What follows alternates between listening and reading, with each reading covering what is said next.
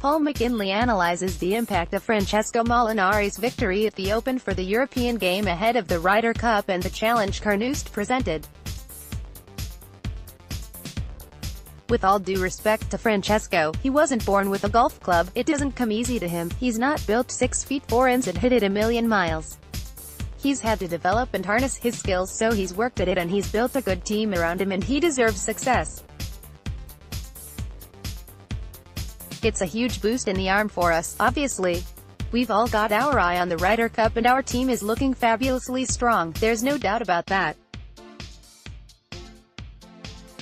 So is America's, no doubt. It's going to be a great week, but let's enjoy this first. The Ryder Cup is going there in 2026 to Italy. It's not known as a golfing country, but Francesco now is going to go on the map. He is going to go on the front pages and it's great. Francesco Molinari hit a 2-under-69 to become the champion golfer of the year. They are the kind of things, you talk about growing the game, that all of a sudden now there is going to be a seed planted in the minds of Italian people. Hopefully we are going to get a lot more Italian players coming out onto the tour and more people playing the game.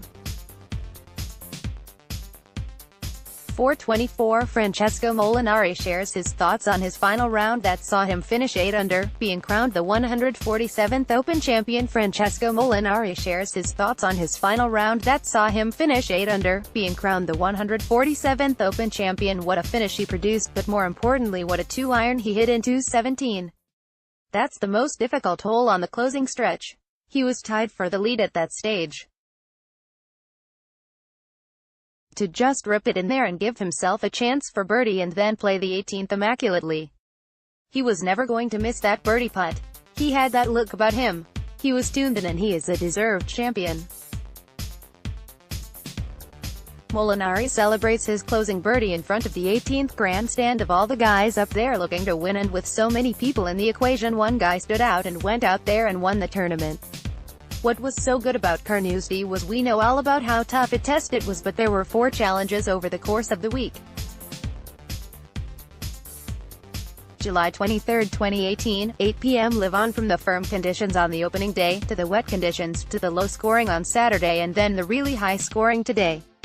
It had it all, this Open Championship.